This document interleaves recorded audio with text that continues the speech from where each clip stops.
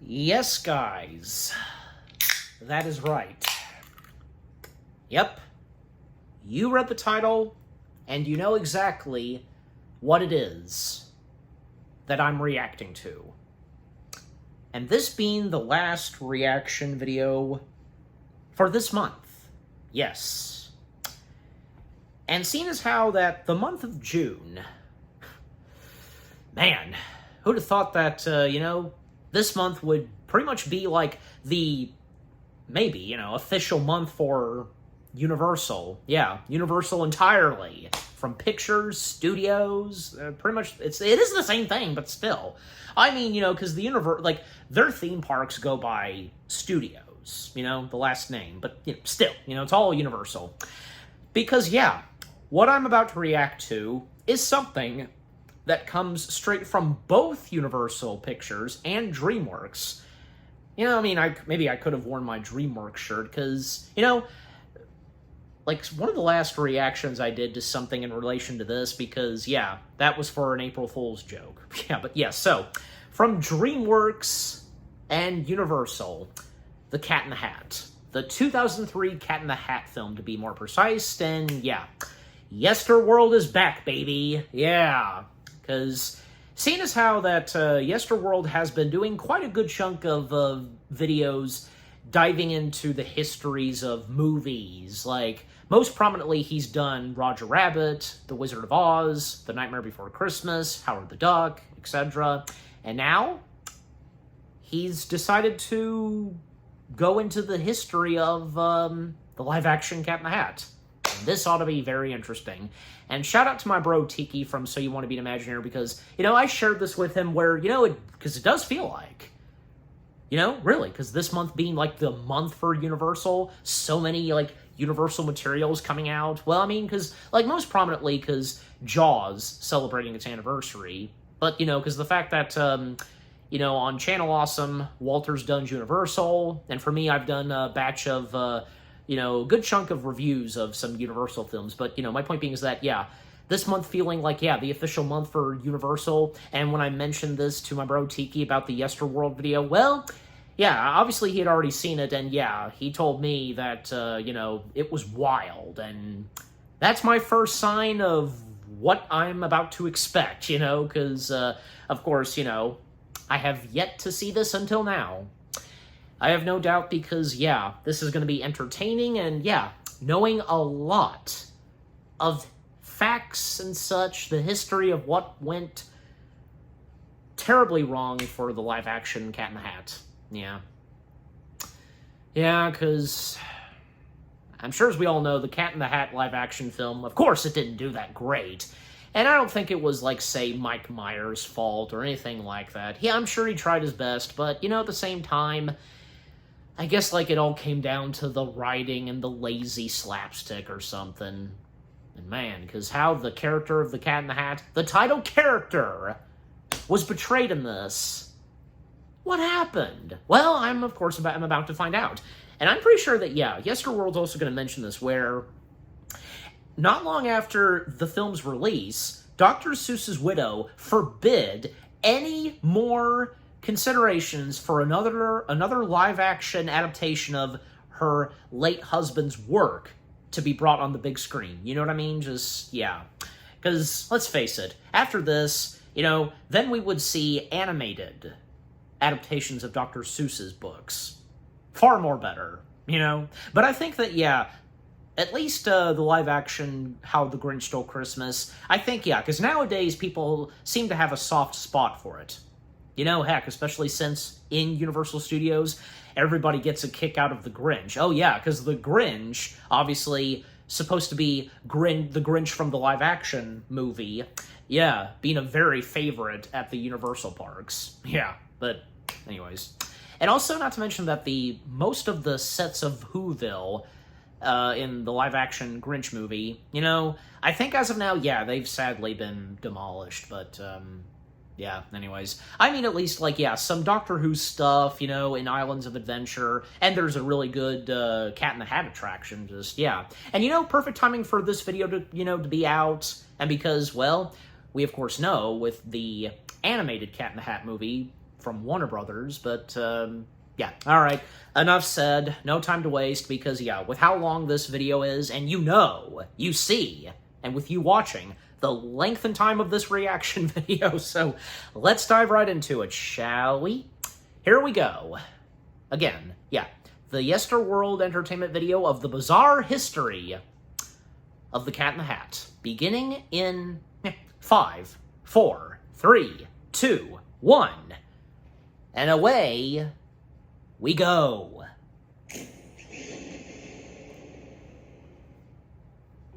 The Cat in the Hat. Where to even begin? To some, it's one of the worst movies ever made, a cringy, shockingly inappropriate Dr. Seuss adaptation that belongs in a metaphorical litter box. Or an actual litter box. To others, it's a strange and unconventional comedic masterpiece, a fever dream of unintentional cinematic brilliance. But regardless of your feelings about the movie itself, The Cat in the Hat's journey to the big screen is a fascinating tale. It's a story which involves more than just the movie itself, such as a live-action Dr. Seuss film you've probably never heard of, Ron Howard's How the Grinch Stole Christmas, Seinfeld, The Santa Claus, Wayne's World, Austin Powers, Shrek, a lawsuit. Yeah, it's pretty all over the place.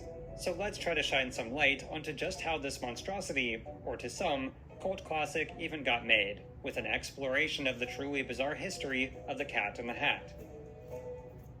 Yeah, I knew Tim Allen was... I saw where Tim Allen was in consideration to be Cat in the Hat, amongst others, like Robin Williams, for example. Here we go.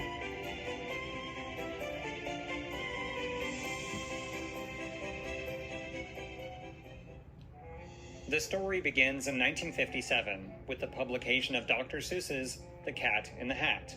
Now, for those unaware, Dr. Seuss's real name was Theodore, or Ted, Seuss Geisel, who by this point had already produced a wide range of children's books. He had also produced precisely one book for adults, The Seven Lady Godivas, which the author later referred to as the greatest failure of his career. Anyway, when it came to The Cat in the Hat, this was the result of a challenge that was given to Ted Geisel by an education division director. The challenge was to come up with a book first graders simply couldn't put down, one they would actually choose to read on their own. Why? Well, the idea was to potentially replace 1950s primer books such as the Dick and Jane series, which were used by parents and educators to teach children how to read. The problem with these books is that they were, to put it blunt, boring, with dull illustrations, bland characters, and uninteresting plots. They also featured the most stereotypical white middle-class family imaginable, which took readers on fun adventures like going to the grocery store, helping out around the house, or learning proper etiquette and manners. There was simply no incentive for children to want to read them on their own, which combined with the rise of television entertainment was causing illiteracy to rise at a very alarming rate. So Ted Geisel accepted the education director's challenge and set out to write and illustrate something a bit more engaging than the Dick and Jane books.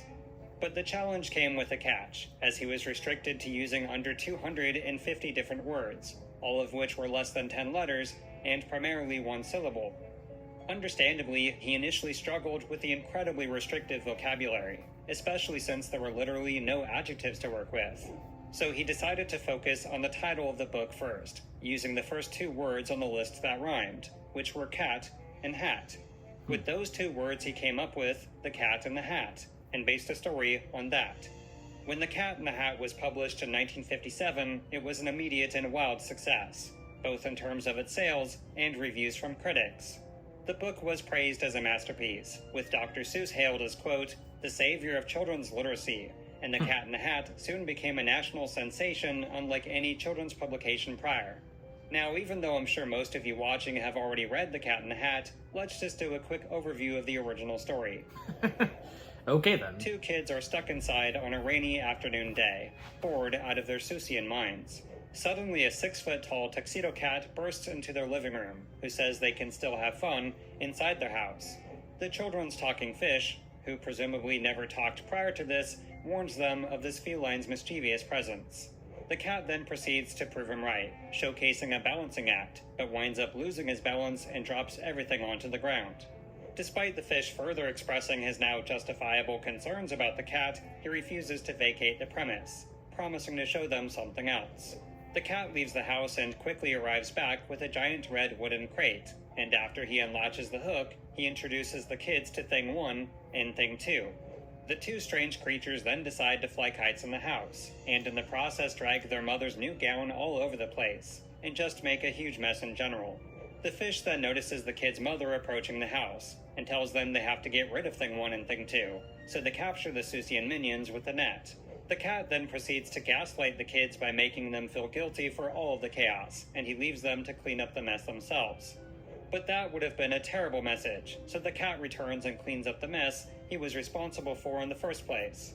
Just as they finish tidying up, their mother arrives back home and asks them what they did for the day, so the kids pose a question to the reader. What would you do if your mother asked you?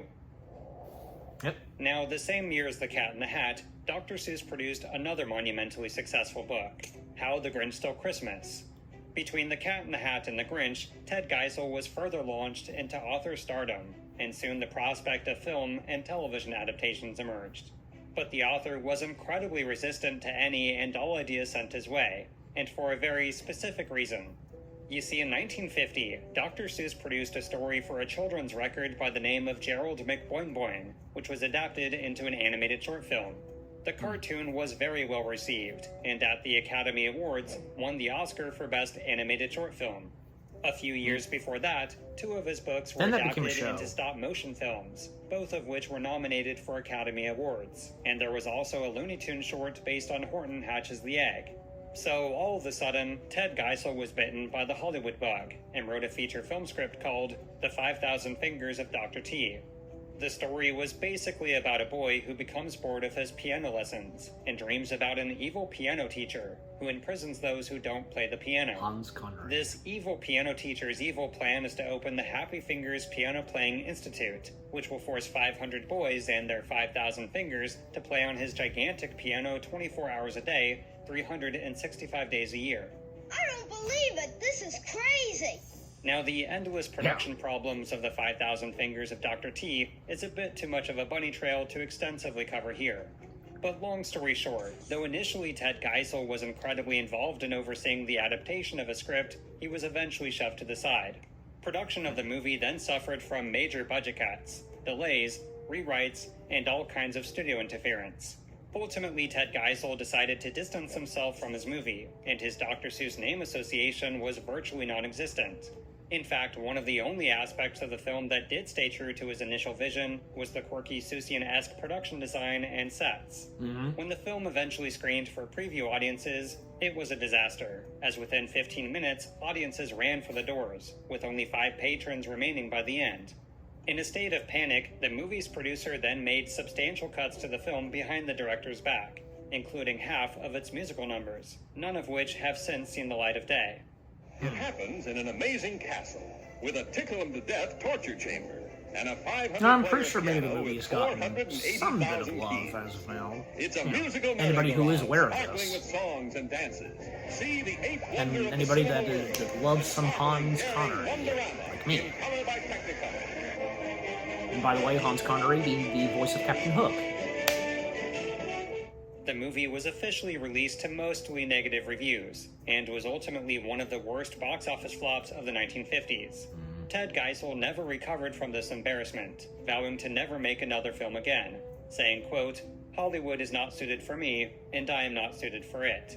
So for the next 15 years, the creator known as Dr. Seuss resisted any and all attempts to adapt any of his works, The Cat in the Hat and The Grinch included. But let's flash forward to the 1960s, when Ted Geisel opened up the floodgates that ultimately led to this. You see, in 1966, he was approached by legendary Looney Tunes animator Chuck Jones to adapt his books as television specials. Yes. At first, Ted Geisel was incredibly reluctant, primarily because of the disastrous 5,000 Fingers of Dr. T fiasco, which quite literally ruined careers of those involved. He was also afraid of the move being seen as a cash grab, or possibly tarnishing the reputation of his books. But Chuck Jones was insistent, and eventually Ted Geisel caved, and they decided the first book they would attempt would be How the Grinch Stole Christmas. If it proved to be a success, the plan was to then adapt Horton Hears a Who, and after that, The Cat in the Hat.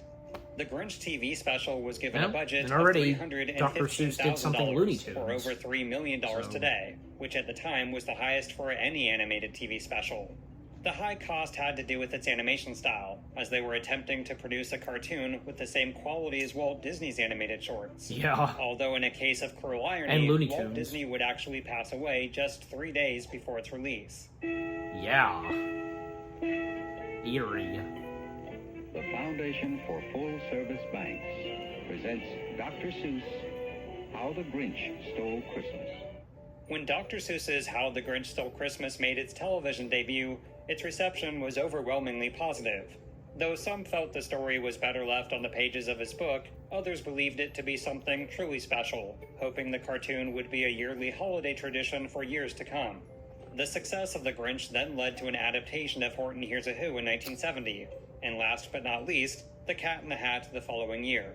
Now, as you can imagine, expanding more such a tiny than just book those into a two. half-hour TV special required some changes to the original story, but these were approved by Dr. Seuss himself. Somebody stole my moss-covered Rightfully three-headed so. family credenza. Nobody's gonna leave this room until I find it. One particularly odd change was having an aggressive cat in the hat accuse the fish of stealing his moss-covered three-handled family credenza, which he laments about on the piano. In fact, the search for this family heirloom takes up the majority of the special's runtime, with Thing 1 and Thing 2 set loose to help, but just wind up wreaking havoc. This is all interspersed with a variety of musical numbers, which by and large have no relation to the original book. Also, for some reason, neither the cat's iconic balancing act or the mother's new gown is present, which is surprising as you'd think they'd use all the source material they could. However, much like what is in the book, the house becomes a complete and utter mess, and the cat leaves them to clean up the mess themselves. Of course, he then comes to save the day with another musical number, and the rest plays out like the original story, minus the very end. Well, you kids will never believe this, but I could almost swear I saw a cat going down the street with a moss-covered three-handled family credenza. Unfortunately, reviews for this Seuss adaptation were far less enthusiastic than the previous two. Complaints primarily had to do with its gimmicky padded content, as critics felt the special was far too stretched out and spread too thin to stand on its own. They also complained about the self-indulgent comedic antics of Ellen Sherman, who was the voice of the cat, which would ironically be a complaint of its future live-action version. But I'm getting ahead of myself. On the other hand, kids loved it, especially ones who had always dreamed of seeing the Cat in the Hat come to I life. feel Now, this would did not be pretty the good. last time Dr. Seuss's The Cat in the Hat appeared on the small screen, as he was featured in Dr. Seuss on the Loose 2 years later as the TV special's host. The cat also appeared in The Grinch Grinch's The Cat in the Hat in Yep. 1982, which was a crossover of two of Dr. Seuss's most beloved characters. However, with the exception of these TV specials, there was little to no capitalization or profiting on the Cat in the Hat's immense popularity. The reason for this was Ted Geisel himself, as he was notoriously reluctant to license any of his characters, especially when it came to merchandising.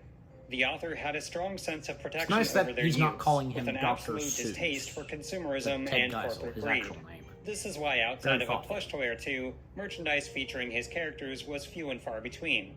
Although he did finally relent just a bit in the mid-80s, as a deal was struck with Coleco to produce a handful of Dr. Seuss toys. There was also a Cat in the Hat rocker and rider, with an ultimately abandoned concept for whatever this thing would have been. But little did Dr. Seuss know that an avalanche look of even cool. more merchandising, and the first attempt at a live-action adaptation of The Cat in the Hat, was just around the corner. And finally in the news, the man who created the Cat in the Hat, Horton the Elephant, and many other unlikely creatures has died. In 1991, Theodore Seuss Geisel passed away from cancer at the age Now of we come 89 to the years part old, where he's- which left where virtually the entire he lost Seussian her. empire He to died. his wife Audrey Geisel. Now, it's important to mention that Audrey Geisel was actually Ted Geisel's second wife, with his first being a woman named Helen Palmer. It's a long and heartbreaking story that's way too nuanced to fully dive into here. But to summarize the situation, she'd been instrumental in the fine-tuning of Dr. Seuss's early work, and he often relied on her for creative input. She was also the co-founder of Beginner Books, and had authored quite a few titles of her own. However, shortly after publishing The Cat in the Hat, Ted Geisel and his wife began to grow apart, eventually residing in separate bedrooms. His wife had also suffered from various illnesses throughout their entire marriage, and underwent an ovariectomy in the 1930s, which left them unable to have children of their own. In the 1960s, Ted Geisel began to have an affair with his wife's best friend, Audrey Diamond, whose husband was also a friend of his. Eventually, Ted Geisel's wife found out about the affair, and a short time after, took her own life. Amid much Oh my controversy, God, really? the next year after his wife's passing, Ted Geisel and Audrey Diamond got married, which made her Audrey Geisel, the wife of Dr. Seuss. Thus, when Ted Geisel passed away in 1991, Audrey Geisel became the sole inheritor of the Seuss empire, with absolute control over his life's work. Now, in the beginning, she did very little with the Dr. Seuss brand as a whole, more than likely out of respect for Ted Geisel being staunchly anti-consumerism. Yeah. But evidently, according to Audrey Geisel's lawyers, this lack of licensing put the past works of Dr. Seuss at risk of falling into public domain. This is why in 1993 she established Dr. Seuss Enterprises, which opened a floodgate of licensing deals, especially for the Cat in the Hat. All of a sudden, the market was flooded with Cat in the Hat merchandise, such as clothing, board games, back-to-school supplies, interactive CD-ROMs, home video releases, and toys. There was also that's the first harmless, live-action representation of right? the Cat in the Hat, at least in the form of a puppet. He's been seen Yep, around from town Jim as a Henson's doctor company. in the hat, Yep. A photographer in the hat, a farmer in the hat, a phone operator in the hat, and a fortune teller in the hat. But at the end of the day, he's really just Tim Head. The Wobulous World of Dr. Seuss was the first time the Cat in the Hat took a live-action form, serving as the show's host, and was often featured in the stories themselves. But the Cat in the Hat craze was only beginning, as in 1995, Universal made the announcement of Seuss Landing for their new theme park in Orlando. This was to be part of Universal's Islands of Adventure theme park, a billion-dollar expansion to Universal Studios Florida. Although initially Audrey Geisel turned down the offer from Universal, believing an amusement park would cheapen the image of Dr. Seuss. However, after multiple revisions, and presumably a few more bags of cash, she approved of the project, but only if she could retain most of the creative control. Now, one very important aspect of Islands of Adventure was a collaboration with director Steven Spielberg. There were already 2 attractions based off his movies in the original park, and for their newest expansion, there was to be a Jurassic Park land. Spielberg was also a creative consultant for the other concepts of Islands of Adventure, including Seuss Landing. At the same time this was going on, he was also on the lookout for properties to adapt into feature films, not for Universal, but DreamWorks. This was the first new major motion picture studio in literal decades, which was co-founded by ex-Disney executive Jeffrey Katzenberg. So it's no coincidence that while Spielberg was consulting on Islands of Adventure and finding properties for DreamWorks, he also began to pursue Audrey Geisel. The reason why is because he was determined to get the film rights for the first live-action adaptation of The Cat in the Hat. Evidently, Spielberg paid quite a few visits to Audrey Geisel at her home in La Jolla, California, where he tried to win her over with his ideas for a Cat in the Hat movie. Though details are scarce, Spielberg's pitch was for the film to be written by Eric Roth, who had recently produced the Oscar-winning screenplay for Robert Zemeckis' Forrest Gump. It took some convincing, but eventually Audrey Geisel said yes, on the condition she would oversee the writing process and production as a whole. Right. So in June of 1996, newspapers broke the story. Steven Spielberg was producing a live-action adaptation of Dr. Seuss's The Cat in the Hat for DreamWorks. But who was to star in The Cat in the Hat? None other than Tim Allen. Yep. What'd you put in here, the cat? For those living under a rock in the 90s, or who simply were not born yet, at the time Tim Allen was one of the biggest names in Hollywood, especially when it came to family entertainment. His sitcom Home Improvement was about to begin its 7th season, which at the time was one of the highest-rated shows on TV. He was also among the highest-paid actors on TV, receiving $750,000 per episode, which would soon rise to an eye-watering $1.25 million per episode. Tim Allen had also recently voiced Buzz Lightyear in the groundbreaking CGI film Toy Story, as well as starring in the massive holiday hit, The Santa Claus. That too. So to say the actor was in high demand is an understatement, which is why only in the 90s could it make sense that Tim Allen was indeed attached to Steven Spielberg's The Cat in the Hat. Now, the details of this version of The Cat in the Hat are few and far between, and the specifics of Eric Roth's script are unknown. But just as DreamWorks' The Cat in the Hat was in early development, another live-action Seuss adaptation was in the works as well. Audrey Geisel, Theodore Geisel's widow, the keeper of the Seuss, all things Seussian, had turned down Brian and others for years. Finally, she was interested in allowing people to at least present ideas. You see, in 1998, a letter was sent to virtually all the big motion picture studios in Hollywood, announcing that the screen rights for The Grinch were going to be auctioned off. But Audrey Geisel had very specific conditions for those wanting to pitch their ideas, in this incredibly bizarre Hollywood bidding war. First, prospective buyers had to agree to the cost of the rights themselves, $5 million, the highest of any other book rights acquisition at the time. On top of this, they would have to fork over 4% of the box office gross, 50% of the merchandise revenue, and 70% of book tie-ins. Another stipulation had to do with who would actually play the Grinch, in which, quote, any actor submitted for the Grinch must be of comparable stature to Jack Nicholson, Jim Carrey, Robin Williams, and Dustin Hoffman. Coincidentally. Even with these conditions, a laundry list of directors and producers representing various studios agreed to the terms, and pitched their ideas to Audrey Geisel. Unfortunately, we know little to nothing about these pitches, only that Audrey Geisel said no to all of them. Although, interestingly, in cartoonist Berkeley Breathitt's artwork book, he shared some concepts of one version that was to be animated. In accordance to Audrey Geisel's wishes, this Grinch was envisioned to be voiced by and resemble Jack Nicholson in a much more stylized version of the story. Though she I can see a bit of was Jack a fan of Nicholson this there. interpretation, in the end it was a pitch by director Ron Howard that sealed the deal. Many other creative groups from various studios, directors, producers, were coming in and pitching their version. It became a very competitive thing. Universal really wanted to get this movie. Brian was desperate to do it. He called me up and he said, we can get another meeting if you'll come in and pitch.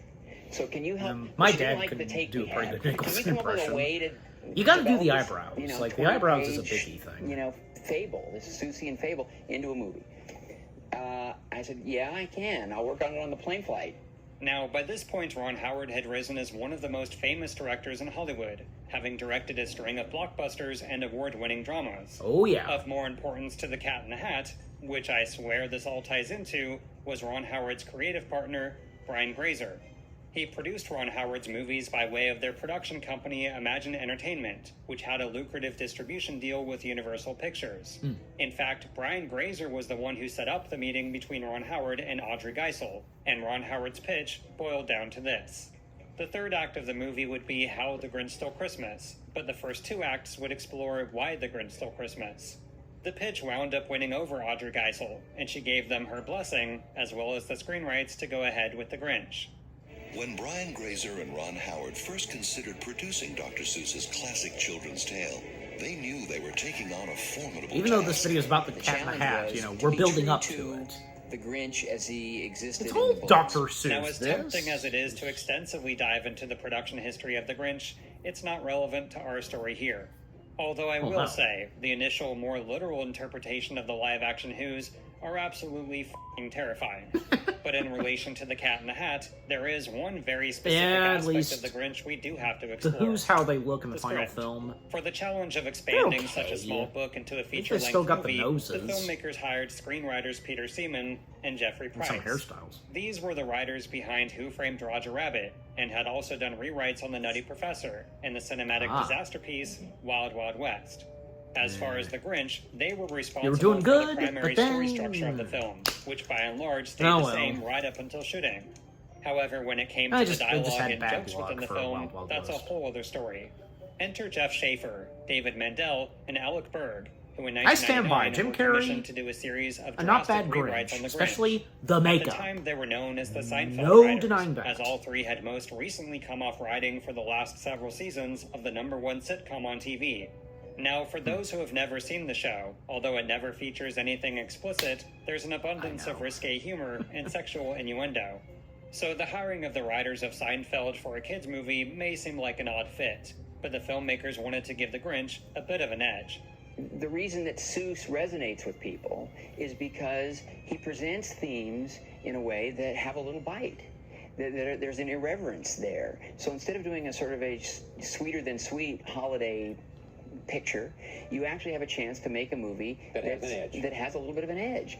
With this in mind, according to screenwriter Alec Berg, While the structure of the film was locked, they rewrote virtually every line of dialogue in the entire movie. It was a balancing act of featuring enough adult jokes and situations to entertain older audiences, but still keep the movie appropriate for kids. It was a Dr. Seuss adaptation after all. Even so, during this rewriting process, Audrey Geisel objected to a number of jokes the former Seinfeld writers put into the script. In her own words, quote, "There was much I didn't like. There were too many bathroom jokes. And that's not the Seuss world. Not at all." No. In addition to what did end up in the film, there was a running joke about the Who's getting drunk off eggnog, the Grinch's mother having a fling with an engaged Who, a joke about Cindy Lou Who's mom not wearing any underwear, the school teacher wearing sexy lingerie underneath her uniform, the mayor's right-hand man getting off with a flock gun, the Grinch saying a word that sounds like the F word, the Grinch throwing up on a tiny Who, another affair joke, and a naked Who holding his Who privates. Oh, jeez. Just to name a few. One of the most infamous jokes had to do with severed heads mounted on the Grinch's wall, of the Lorax and the Cat in the Hat himself. Whoa! In the end, the jokes were toned down enough to get their final approval, and the movie was filmed over the course of late 1999 to early 2000. But getting back to the Cat in the Hat, the movie's development picks back up about 5 months before the Grinch's release, when the screen rights were taken away from Steven Spielberg. Evidently, Audrey Geisel had yet to be satisfied with any of the screenplays produced thus far, and the option DreamWorks had to make the movie expired. So with the rights to the Cat in the Hat up for grabs, producer Brian Grazer took advantage of the opportunity and snatched them up. Now, it's important to mention that when he bought the rights to The Grinch a few years earlier, the $9 million deal also included Oh, the Places Will Go. So with The Cat in the Hat, this gave Imagine Entertainment and Universal a sort of unconnected live-action Seussian trilogy, and the initial plan was to make all three back-to-back. As one news publication said at the time, if live-action Grinch hits the top, Dr. Seuss remakes may never stop. But to dive into this further, we have to jump forward again to December of 2000, when Dr. Seuss's How the Grinch Stole Christmas was released in the theaters. In the movie, Jim engrossed himself in the role as the creature who steals Christmas from the Who's. But the question last night was, did the Grinch steal the election too? Were we up all night watching? Well, we were doing Friends today. Everybody was rehearsing a little bit and then talking about it, then running upstairs to, see what the latest polls are. It wouldn't have been so close if my dog had been running, because he's very popular in Florida. The first live-action adaptation of a Dr. Seuss book received incredibly mixed reviews, and it was understandably picked apart more than the average film given the source material. There were basically two camps. The first were critics who thoroughly enjoyed the film, as well as Jim Carrey's over-the-top Grinchy antics. The other camp was filled with critics who loathed it entirely, finding Jim Carrey obnoxious and annoying, with the movie being an unworthy adaptation of such a cherished holiday classic. It's not his fault. One particular complaint was its risque jokes and adult humor, which many believed had absolutely no place in a Dr. Seuss movie. Of course, the true irony is that for a movie that's very much anti-consumerism, the Grinch movie had a buttload of just that, to which Audrey Geisel stated, "Well, there you have a paradox to end all paradoxes." As you can probably guess, The Grinch was a massive success, earning its place as the highest-grossing film of the year, and the second highest-grossing holiday film of all time. Thus, the live-action Seussian floodgates were officially opened, and up next was another attempt at The Cat in the Hat. Tim Allen told us tonight that he has signed on to do another Seussian character. I just got signed to the Cat. Yes, I bought the rights to Cat in the Hat, so we're going to make that as a live-action film. We've been working on it for about 7 years to get it right. I've learned something. So I probably won't make the same mistakes. If only they could get it. Tim Allen was once again attached to play the Cat, and he even shared his own vision for the direction he hoped it would take. He said, quote, "My dream is to give it the edge that scared me as a child. Like Alien, we see very little of the cat. He's a human being who turns into the cat, like a werewolf or vampire, as he gets more and more frustrated with these children." Now, whether or not he was actually serious about this nightmare version of the Cat in the Hat, or was simply playing a joke on the press, is unknown. Either way, with the enormous success of The Grinch, it only made sense to use the same team of writers that overhauled its script. This is why for The Cat in the Hat, producer Brian Grazer once again hired Alec Berg, Jeff Schaefer, and David Mandel, but this time to write the screenplay from scratch. Now, much like The Grinch, the process of adapting such a tiny book into a feeter film required some creative liberties. According to David Mandel, their idea was to approach The Cat in the Hat like a kid's version of Ferris Bueller's Day Off, and go from there. Also, like The Grinch, they were to infuse a bit of adult humor, enough to entertain older audiences, but not so much to be inappropriate for kids. Although, interestingly, their initial version of The Cat in the Hat contained far less crude humor than what came to be, and for a very specific reason. But more on that soon. While the trio focused on the screenplay, the film hit a fairly major setback in late 2001, when actor Tim Allen dropped out. Evidently, this had to do with the filming of The Santa Claus 2, which was to begin about the same time as The Cat in the Hat. He was quoted as saying, "I couldn't do two icons," and that he wanted to instead focus on the Santa Claus sequel. It's also worth mentioning that Ron Howard had turned down the chance to direct, so at this point, producer Brian Grazer was still looking for the movie's director. However, as it turns out, two highly publicized lawsuits and an out-of-court settlement is what would finally bring everything together for The Cat in the Hat. But to explain precisely what happened, we have to go back to 1989, specifically the 14th season of Saturday Night Live. Welcome to Sprockets. I am your host, Dieter. This week we explore Enter the Mike greatest Myers. phenomenon on German television. It is, of course, The Monsters. A brilliant satire of a post-nuclear American society. Monsters of an American dream turned to nightmare. It is pure Americanist culture, and I love it. You see, Sprockets was an SNL sketch featuring newcomer Mike Myers, which was a spoof of West German television talk shows. He played a character known as Dieter, an overly serious artsy-fartsy talk show host, who would interview celebrities playing various characters, and often ask them to touch his pet monkey. You want to touch my monkey? Touch your monkey? Touch it. I really know. I Touch my fat monkey. I really touch don't. the monkey. Okay. The comedy sketch was a huge hit with fans, and Sprockets had quite a few additional segments over the next several years. Another one of Mike Myers' early sketches was Wayne's World with Dana Carvey, which in 1992 was turned into a feature-length movie. With this, Mike Myers officially broke into the film industry, as Wayne's World the movie was both a commercial and critical success, and even led to a sequel, Wayne's World 2. After that, he created yet another iconic film franchise, by both writing and starring in Austin Powers' International Man of Mystery. So by 1998, with so many hits under his belt, movie producers were bending over backwards to make the next Mike Myers film. This is when he pitched his SNL sketch Sprockets as a feature film, which was picked up by Imagine Entertainment and Universal Pictures. The lucrative deal was for him to receive a whopping $10 million to both star in the movie and write the screenplay, plus 10% of the box office revenue. But then came Austin Powers' The Spy Who Shagged Me, which was a massive success, and the fourth highest grossing film of 1999 in the US. Mike Myers then took advantage of this to renegotiate his deal for a staggering $20 million plus 12% of the box office gross, which, by the way, is just under $40 million today. Amid some criticism, producer Brian Grazer justified this eye-watering sum of money by saying, well, basically that he was Mike Myers and worth every penny. Also, just FYI, the movie had a number of working titles, from Sprockets to Dieter, and even Not Without My Monkey, but for consistency, we'll be using Dieter from this point on. Hired as the movie's director was a production designer named Bo Welch, who was a four-time Oscar nominee known for his work on big-budget blockbusters, comedies, and dramas. It turns out Mike Myers initially approached him to do production design on Dieter, but after Bo Welch expressed interest in directing instead, Mike Myers said, sure, why not? Dieter was also to star Will Ferrell, a relatively unknown Jack Black, and David Hasselhoff.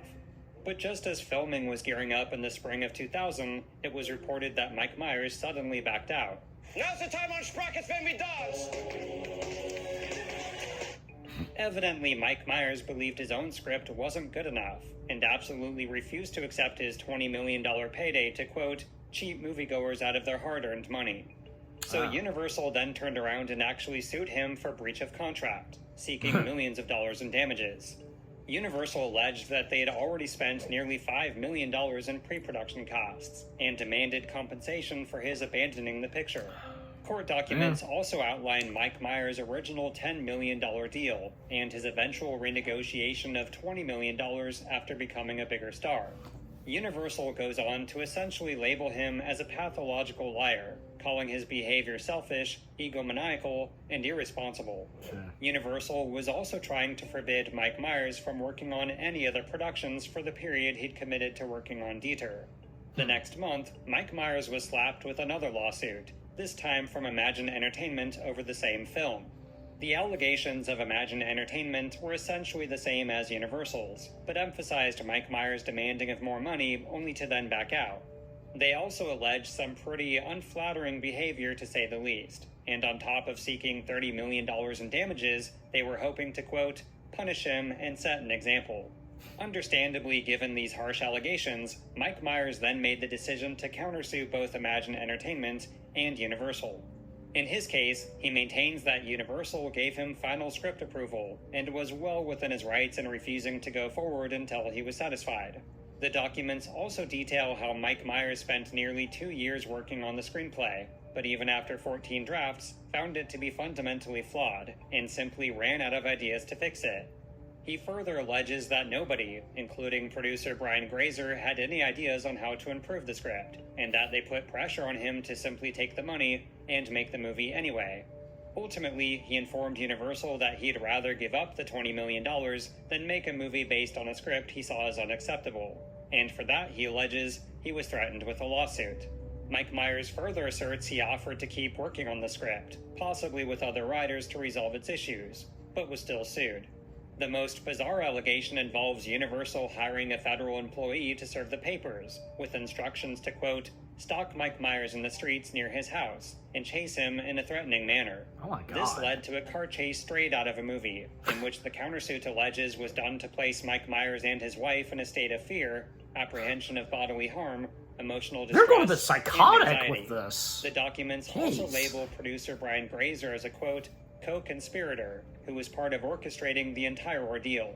Long story short, Mike Myers was suing for excess of $20 million, which was for defamation and multi-million-dollar offers he rejected during the time he was committed to Dieter. The situation got so vicious that DreamWorks co-founder Steven Spielberg and Jeffrey Katzenberg stepped in as mediators. The reason? Well, at the time, Mike Myers was in the middle of working on a little movie called Shrek, and the lawsuit threatened his further involvement. Men of Farquaad's stature are in short supply. They're short. Okay. So flash forward to August of 2000, when after 2 months of some pretty intense back and forth, the lawsuit was over, although the official settlement was undisclosed. Mike Myers and producer Brian Grazer also made peace with each other, and all was well in the land of Hollywood. Good. As Mike Myers was quoted as saying, I'm glad to put all this business behind me, and I'm looking forward to doing a movie that we can all be proud of. And what was that movie? I'll give you one guess. Yes. You see, the settlement of the Well, lawsuit Shrek involved 2, Mike Myers starring in a came film out for 1 year Imagine after Cat in the Entertainment Hat. and Universal, but precisely which movie at the time was undetermined. Going further, whatever the film did wind up being, it would also absorb the production costs of the canceled Dieter film. Of course, as fate would have it, just over a year later, Tim Allen dropped out of The Cat in the Hat. So replacing Tim Allen was allegedly chosen as Mike Myers' punishment. I mean, feature film role to honor his agreement. Chosen to direct The Cat in the Hat was Bo Welch, the production designer who was supposed to direct Dieter. Now at this point, Bo Welch's only previous directing credits were 2 episodes of Secret Agent Man and 2 episodes of The Tick. Oh. So Well, at I was least the The first-time Tick, feature film director chosen I to don't know helm about a Secret Agent $100 Man, million potential blockbuster? Well, for the canceled Dieter film, he was given a pay or play deal, which basically meant even if the movie was canceled, he would get paid anyway. Of course, the movie did wind up getting canceled, so it seems Universal used The Cat in the Hat as a way to absorb his contractual agreement. In fact, Bo Welch later confirmed that The Cat in the Hat was indeed used as a way to offset the pre-production costs of Dieter. What happened was Universal rolled that pretty much into Cat in the Hat and said, all right, can we make a deal where we absorb what you've spent on Dieter and roll right into Cat in the Hat? And that's more or less how it happened. When someone offers you the opportunity to direct a $100 million movie, I think you'd have to be kind of insane not to say yes. Or maybe you're insane to say yes. I'm not sure. Now, unlike Jim Carrey as the Grinch, Audrey Geisel was reluctant to allow Mike Myers to play the cat, because as she put it, I only knew him as, yeah, baby. Eventually, however, she was convinced he was right for the part, and with her Nice to blessing, see that she the liked film began some to Austin take further Powers. shape. A shape with a lot more edge. You see, before Mike Myers' involvement, although the script did have quite a few examples Let's say of her on adult track, jokes and like, humor, they were few and far between. In fact, Because the Mike early Myers drafts of The doing Cat in the something Hat contained family-friendly even would be less Shrek. risque humor than the Grinch's early drafts, possibly due to all the complaints when the movie came out a couple years earlier. However, according to the writers, once Mike Myers was attached, he became heavily involved with the screenplay, specifically for all the gags and jokes. As Alec Berg put it, what Mike enjoys more than anything else is, this is dirty, but I'm not going to say the word. It's the clean insinuation of dirty things. According to the director, Dirty hoe. he felt the initial version of the script had much more energy, You know. but Mike Myers was responsible for adding what he called lowbrow humor. Producer Brian Grazer admitted to the Los Angeles Times that Audrey Geisel did express concerns over this humor and felt that some of the jokes went way too far. Ultimately, he convinced her that the jokes weren't as bad as they seemed, and unlike the Grinch, she relented and allowed them to be in the film. Big That mistake. said, judging by the film's concept art with Mike Myers as the cat, it's clear that the movie was always destined to be special. A few scenes are depicted using a somewhat cartoonish rendering of the cat, kind of like what you would see nowadays with a CGI character in a live-action world. But the renderings of Mike Myers as the Cat in the Hat are what nightmares are made of, which evokes the feeling of stranger danger as opposed to fun times with a whimsical Seuss character. Casting for the rest of the film was pretty straightforward, and honestly, there's not much to say. In fact, aside from the whole Mike Myers situation, which we'll get to in a minute, the actual filming of The Cat in the Hat was devoid of drama.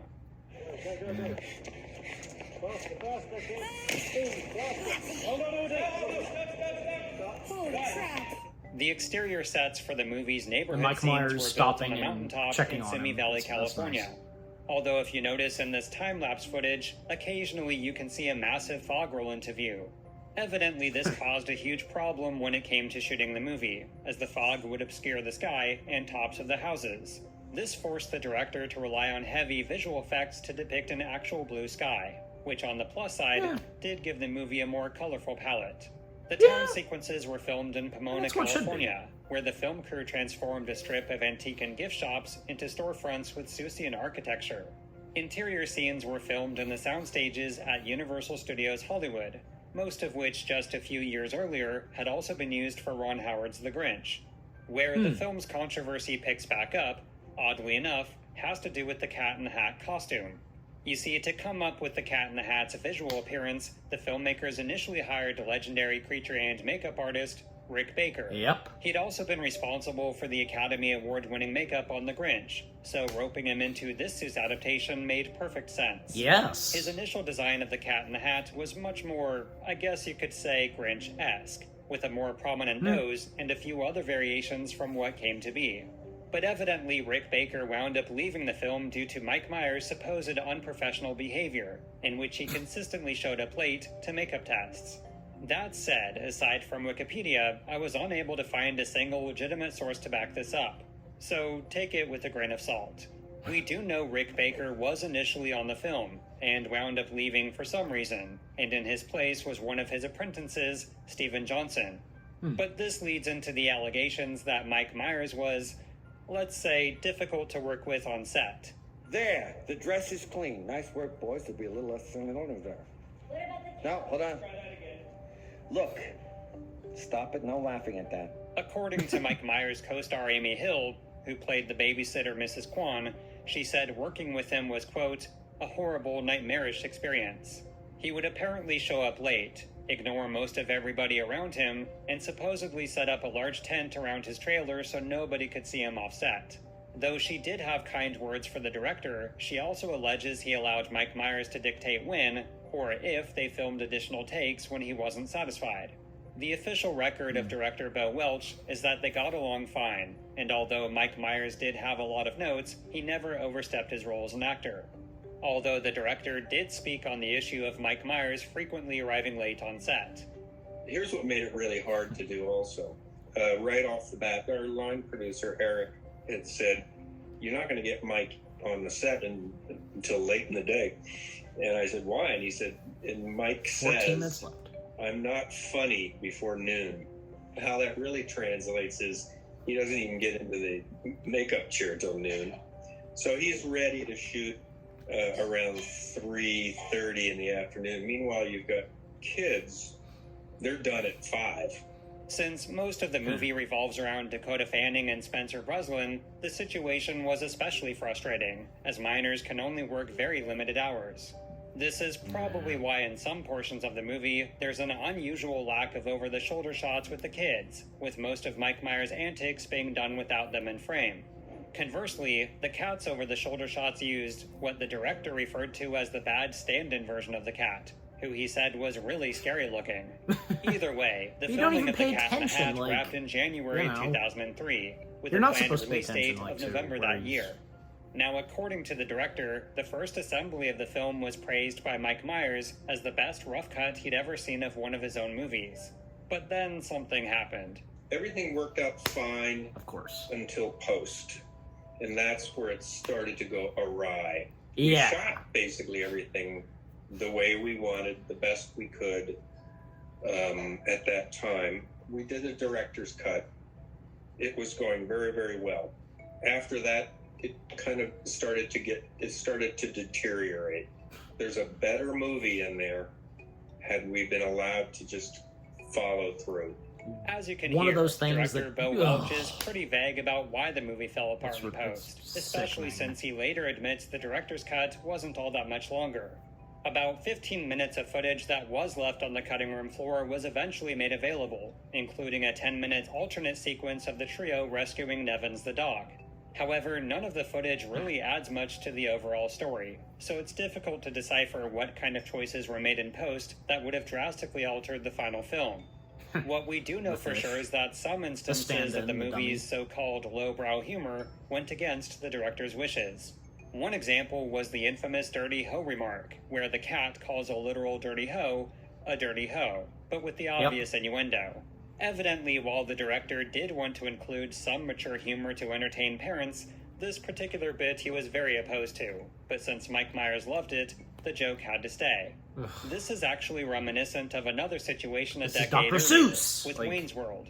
Long story short, for years there were abundant rumors that Mike Myers was difficult to work with on that film as well. The movie's director Penelope Spheris ultimately downplayed most of this, revealing that he was hypoglycemic, so when his blood sugar dropped, he'd occasionally have mood swings. But other than that, they got along just fine. Unfortunately, when it came to the film's post-production, that's where the trouble happened. The problem, and this is what everybody latches onto, is after the film screened and got great audience reaction in the testing setting, that's when the crap hit the fan. Because Mike wanted me to take out a bunch of jokes, and I wouldn't do it.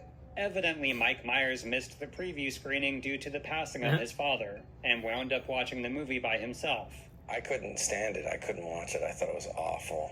I had nothing to compare it to. And I just saw jokes that didn't play. He then put together 11 pages of notes, but director Penelope Spheris refused to make any changes, as test audiences indicated they had something truly special in their hands. Lauren took me aside, and he goes, Why "Look, couldn't Mike see Penelope, that? If you don't change the movie, then you're not going to be able to direct Wayne's World 2. Oh Mike's my not going to God. let you approve you on Wayne's World 2. And then I got canned. In the end, Penelope Spheris stood her ground, and even though the movie was a huge success, she was passed over for the sequel, and the two allegedly never spoke again. At the time of The Cat in the Hat's post-production, there were already talks about a sequel, so it's no surprise that Mike Myers had the authority to dictate what jokes could and could not be cut. That said, Bo Welch was actually expecting to receive a PG-13 by the ratings board, and he was shocked when the movie was Did given Penelope a and Mike PG Myers rating on the maybe first try. reconnected? Although like it is they- worth mentioning things did two get past- scenes I that don't were know. cut prior to this that might have pushed it to a PG-13. Time to hit the showers. One of them showed the cat giving himself a bath, who then proceeds to lick his nether regions only to resurface with an extremely pleasured look on his face. The other was a distraction by Thing 1 and Thing 2, where Thing 1 drinks hundreds of bottles of water with the purpose of causing a flood of urine.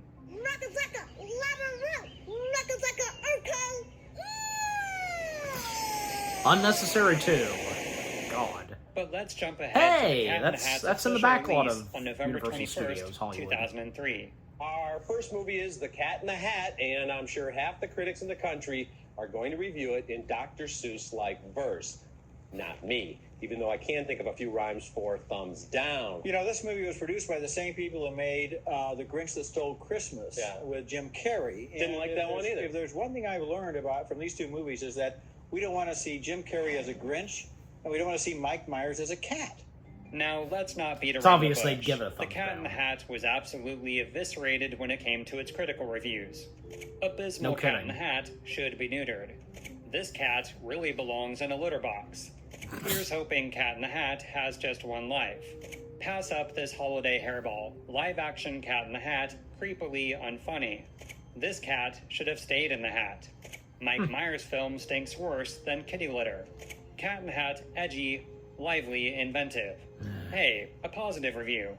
Now, to be fair, there was praise for the movie's vibrant and creative production design, as well as a few of Mike Myers' more clever bits, and Dakota Fanning's talent as a rising child star.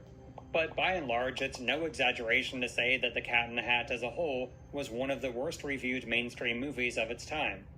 One particular complaint was its crude and crass humor, which was seen by film critics and parents as highly inappropriate for a kids' movie, especially one based off a Dr. Seuss book. Yeah. Though far from a box office disaster, The Cat in the Hat was a financial disappointment, earning just over $25 million past its original budget.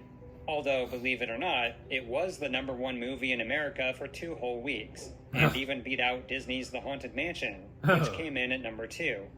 As far as Audrey Geisel's reaction, she gave an interview to the Associated Press where she said, "In hindsight, Mike Myers was unfit to play the famous cat."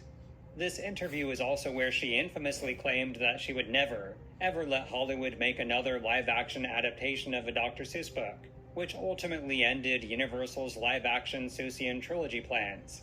The one thing we were successful at is For that the Ted best. Geisel's widow, Audrey Geisel, and the estate of, all of his properties were so horrified at Cat in the Hat that she banned any further live-action representation of their characters. I saved some people the embarrassment of trying to do it live-action again. In the end, The Cat in the Hat's director stands by his movie, and believes part of the reason for its negative reception was simply for the fact that they attempted to add a different narrative to the story period. Though he's yet to direct another feature film, he directed episodes in all 3 seasons of Netflix's series of Unfortunate Events, and was also behind its incredible production design. Yeah. I should also mention that the writers of The Cat in the Hat each went on to have pretty spectacular careers, so the movie's reception did little to hold them back. As far as Good Mike for them. Myers, some people make the argument that The Cat in the Hat is what killed his, at the time, skyrocketing career. After all, it took nearly half a decade for him to return to feature films with The Love Guru, which was a box office and critical flop. In the years after The Cat in the Hat, aside from a few supporting roles here and there, he primarily stuck to voiceover for the absurd amount of Shrek sequels and shorts. Personally, I believe it had more to do with And his occasionally came outlandish back as fictional Dr. character Evil. comedy style, which just sort of phased out with audiences in the early 2000s. The reception and box office of The Cat in the Hat and Love Guru certainly didn't help, as it further cemented to film studios that his brand of humor just wasn't resonating with audiences or critics.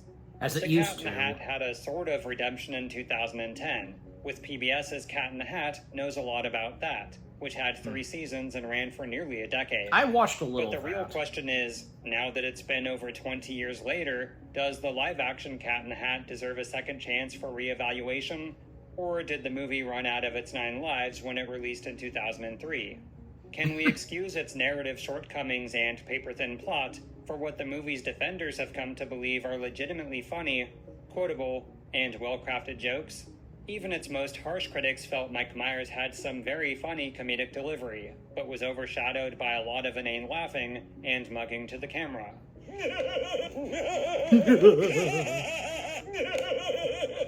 Even with what the nostalgia critic had to say about the constant laughter. I guess what I'm asking is, even though some, okay, almost everyone at the time felt it was an abomination of a Dr. Seuss classic, can we now appreciate how the movie attempted to push kids' comedy boundaries? Or was it simply inappropriate, period? Is it so bad it's good, just plain bad, or an underrated comedy cult classic? These questions I pose to you, dear viewer, and harken back to where we began. What would you do, or rather say, if a film critic asked you? You just give your honest opinion. I would, so... Okay. Let's let the credits roll. Yeah. Okay, so might as well go ahead and talk. So yeah. Alright, so yep. Well, yeah, that was Tiki. You weren't wrong, bro. You weren't wrong. Because yeah, there was a lot of stuff I didn't quite fully know of what went down into the attempts. And throughout those years, like throughout the 90s, and then up to the early 2000s, Image and Universal, their attempts to make some pretty good Dr. Seuss adaptations into movies. And, yeah, because, yeah, the third one that could have been after Cat in the Hat, because, yeah, of course, that never came to be, well, obviously. But yeah, because I knew a little of Tim Allen, you know, the fact that he was at one point going to be the Cat in the Hat, but decided to focus on what he had already done before, the Santa Claus, and rightfully so, because yeah, the Santa Claus 2, I know I've probably said this before, the Santa Claus 2 is my favorite of the Santa Claus films, and maybe the same goes for you. Excuse me, but this one film that Mike Myers was at one point going to do, another skit that he did on SNL, you know, that could have been turned into a movie, but the fact that he backed out on it, and man, this big lawsuit that hit him, and golly, Image and Universal, I think we're going a bit too far with the lawsuit, because like they were going to stalk him and his wife? Oh my god.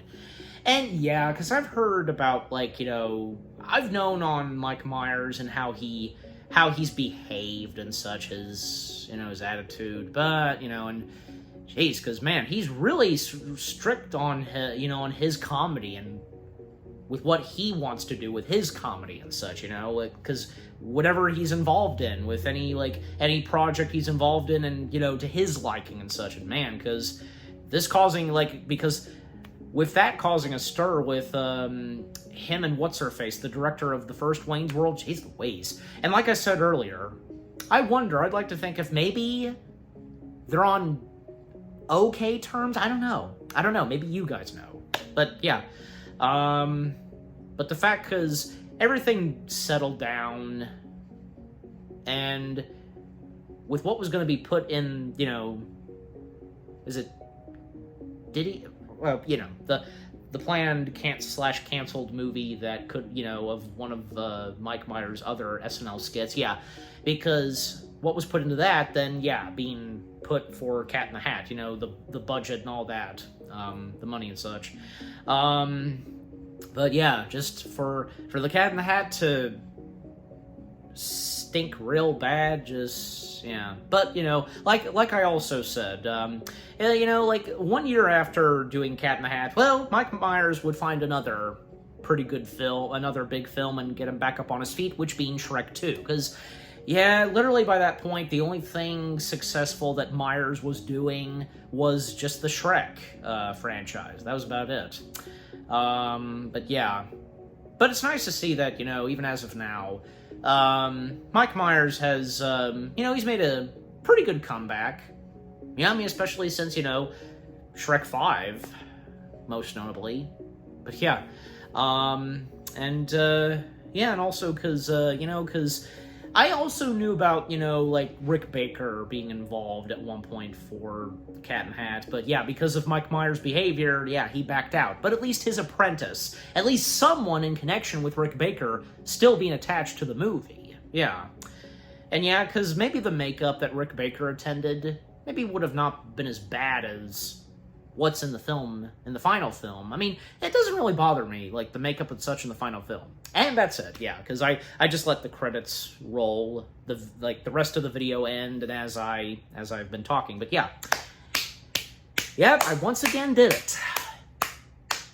Reacting to another Yesterworld video, and yep, because that, again, that being the bizarre history of the Cat in the Hat. But back to what I was saying, because, yeah, because, you know, because, yeah, it's understandable, it makes sense, you know, because going back to the early days of Ted, you know, aka Dr. Seuss, and geez Louise, I think I knew that, yeah, he was married twice, but I don't think I fully quite realized that, man, his first wife, after having found out about her best friend flirting and having an affair with her husband, but also the fact that she was in no good condition and what she was suffering from, and to end her life? Jeez. And I don't mean to say this in a bad way, because I don't know, because I'm just simply saying when I say this, that, you know, I mean, I would of course imagine that, you know, this was very devastating for Ted and Audrey, his second wife, when his first wife had died unexpectedly. But I don't know. I wonder, because, like, if maybe, you know, despite the fact that she discovered that the two of them, you know, her best friend and husband were having an affair, well, you know, she must have, well, because, look, she was her, you know, she was her best friend, surely, because, yeah, would have known that Ted would have been in good hands, and that, well, her knowing that, you know, her best friend was a good person. And besides, Audrey was a very, you know, great woman who, you know, even after Dr. Seuss passed away, kept the legacy going and being very protective of what her husband had brought to life on books and so on. And yeah, because how she felt towards the two live-action film adaptations of each The Grinch and Cat in the Hat, and yeah, little did poor Audrey know, because when she thought at first that Mike Myers was suitable for Cat in the Hat, turned out not to be. Yeah, it's unfortunate. And here's something else, because with, yeah, bringing up on, like, say, Dr. Seuss stuff having a prominent part in the Universal Studios parks, and of course with Islands of Adventure, the Dr. Seuss land, there was one attempt for the Universal Horror Nights to do some Grinch stuff. But, yeah, and yeah, because Yesterworld did cover that in one of his videos. But my point being is that, yeah, Universal was going to do something Grinch-related with Horror Nights, but, yeah, Dr. Seuss's widow forbid that. Yeah. I mean, golly, because look, as of now, we have a Grinch horror film no one asked for. You know what I'm talking about. And, you know, and by the way, because bringing up on when DreamWorks was formed and created, you know, from, say, Spielberg, Geffen, and Katzenberg, and one of the planned films for DreamWorks and with Spielberg was an attempt to make, you know, a movie adaptation of Cat in the Hat. You know, and here's the other thing, because the fact that Spielberg has a prominent part in Universal, well, I mean, just most prominently the Universal parks, but also with DreamWorks, you know, because I just feel like mentioning this. Why wasn't DreamWorks already a part of the Universal family? That beats me, because of Spielberg. I don't know, because... But, I mean, eventually DreamWorks would eventually become a part of the Universal family after all those years, and even when, say, some DreamWorks animated material made their ways to the Universal Studios parks. Oh, well, beats me, but yeah. Again, because of Spielberg, his, having a strong connection with DreamWorks. He's one of the founders of DreamWorks. And I think, if not, one of the now big-time, members of Universal? Well, I mean, board of directors of Universal Studios? I don't know, But I'm just saying because, I mean, it's great to see as of now, DreamWorks being a part of the Universal family, rightfully so. They make a fine addition to the Universal family. But, and the fact because that DreamWorks and Universal, even before DreamWorks became a part of the Universal family, well, because they did collaborate on some movies, obviously Cat in the Hat, and also, most prominently, Gladiator, that being a biggie for them. But, Cowboys and Aliens, that too, and a bunch of others, but those are the ones I can most prominently think of. But and knowing the history and facts when it came to doing the movie, and once again, bad behavior with Mike Myers on set, and showing up late, just golly, because he just, him doing it his way, and just, with how he does his taste of comedy, his very own, oh well. And because, look, I'm sure as though that for, maybe with Mike Myers, but also the film, the Cat in the Hat film's director and everybody else, they tried their best. And even with, the mentioning of what it was originally going to be like there was a director's cut, and there was this and that. Maybe it could have been good, because, hearing that just, oh, God. But then when it comes to, say, the movie being changed in a bad way, just, ugh. Isn't it a pain to be hearing this, for any movie? Because, other movies that have gone through that treatment, it sucks. It's like, I can think of most prominently Thomas and the Magic Railroad. Now, that's another story, but you know exactly what I'm talking about when I bring up Thomas and the Magic Railroad. There you go. And a few others here and there, but just, one of those things where, what it was originally going to be like and how it was first visioned, but then for the changes to come in, and, with what happened to the Cat in the Hat film, ugh.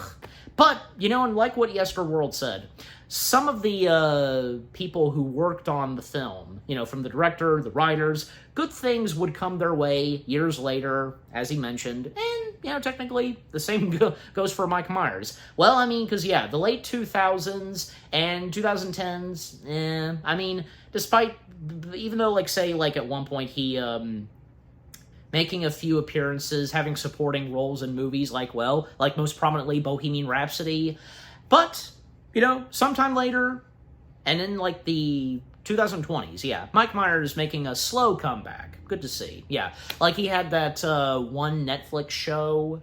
You know what I'm talking about, just, and one most prominent thing I could think of from that was Shrek making a cameo out of nowhere, taking on an ogre that looks like Sasquatch from the $6 Million Man. You know what I'm talking about. And the getup that Mike Myers is wearing, with the hair and the glasses, it almost looks like an older Austin Powers, but that's just me. Yeah. And by the way, anybody realize, the way that Mike Myers looked on the set, because the white makeup, it looks like, post-production, they kind of, did something to touch it up some. You know what I'm talking about? Just, Man, Yesterworld didn't mention that. If it was necessary, but, is there anything else to say? Well, I mean, because some of the stuff that was gonna be in the film, that was originally written in the script, some humor for the adults, golly, because there was, one or two affairs, and there was, the stuff that was gonna be in the Grinch movie, what the crap, just... But even with the final version, still, the stuff that did end up in the final version of the live-action Grinch, maybe you find it funny. Just, I can think of most prominently Mistletoe Butt. Now pucker up and kiss it, Whoville. Jeez. But for Cat in the Hat itself, oh gosh, because what is in the final film, oh my gosh, Dirty Ho, or the Cat in the Hat looking at a picture of the two kids, you know, their mom, and his hat just... Good God. And stuff that did not make it into the film, but was shot. Like, as Yesterworld pointed out, the Cat in the Hat bathing himself, and he... Ugh. Or even, or the part where, yeah, Tweedle... I literally almost said Tweedledee and Tweedledum. Why? My apologies. Wrong two characters, you know, twin characters. All right, as I was saying, Thing 1 and Thing 2, my point being, the one scene that also was cut on Thing 1 and Thing 2, one of them taking a urine because drinking so much liquid, like, I presume, like, soda, yeah. And, hey, it was really cool. I'll give it this in that deleted scene. The fact that one shot where they use the flood of water from the Universal Studios backlot, you know what I'm talking about. Yeah, I mean, that was cool, but for what it was used for, yeah. And who knows, like, say on the director's cut, maybe it would have been decent, but not as good, you know what I mean? Just, who knows, you know? And judging by those that were involved in Cat in the Hat, with what they described, and those audio clips from those podcasts where they were interviewed, just, yeah. Is there anything else to say? Because I think I'm kind of, like, running out of stuff to say, and I don't want to keep this reaction going that long. Well, I will say this, like, one other thing, because speaking of which, because I didn't quite realize that Dr. Seuss himself actually did, one time, write a book that was aimed for adults. Literally, because seeing a few images that was shown in this video where, yeah, one of, like, some pages and drawings of those characters, actually, boobs, like, jeez. I was not aware of that book. Wow. Which, of course, yeah, that book turned out to be a failure, and yeah, Dr. Seuss being more good at writing just children's books. That's, yeah, because that's what he was best known for, and that's what he was good at. Yeah. Yeah, but I think I'm pretty much running out of stuff to say. But just, yeah, I'll leave it at that. Because, yeah, just overall, in closing, the Yesterworld Entertainment video covering the history, facts of the live-action Cat in the Hat, where it all began, and with Dr. Seuss himself, you know, dipping his toes in, like, the realm of the Hollywood business, hit and miss here and there, and, well, like, when, say, Chuck Jones stepped in, and further on, and when, like, say, you know, enter, you know, Universal, DreamWorks, Steven Spielberg, Tim Allen, Mike Myers, everybody involved in The Grinch, and, well, when The Grinch happened, and just, yeah. It's crazy, wild at the same time, just like what my bro Tiki said. What he told me. So yeah, and again, I can see why this was wild. You know, the wild history and facts of this. Man. But at the same time, pretty entertaining and knowing a lot more, I think by now, knowing the entire history of what would lead to the live-action Cat in the Hat. Yeah. But anyways, but yeah, just overall, another excellent, well-put video from the one and only Yesterworld Entertainment, covering the history and facts of the live-action Cat in the Hat, which being titled The Bizarre History of the Cat in the Hat. And what about you guys? What did you think of the Yesterworld Entertainment video itself? You know, if you have any fond memories of the live-action Cat in the Hat, if you knew some history and facts about the Cat in the Hat with Mike Myers, Universal, DreamWorks, everything that Yesterworld had to say, and, you know, I'm pretty sure you'd be on the same page as me. You didn't know the entirety of the history and facts of this until now. What were some of the moments in this where you were just like, wow, I didn't know this, and with what I reacted to at some specific parts. And yeah, because, if you know, obviously you're on the same page as me with what I've had to say and my reaction at certain parts of the video. And yeah, did you enjoy this Yesterworld Entertainment video? And yeah, because, you know, just, like, you never know as of now. Randomly, Yesterworld is going to come out with a new video, like, what, in the next month or so, pretty much, just, yeah, so always look forward to what comes next from Yesterworld Entertainment. and what other movie he's going to cover on the History and Facts of. I look forward to that.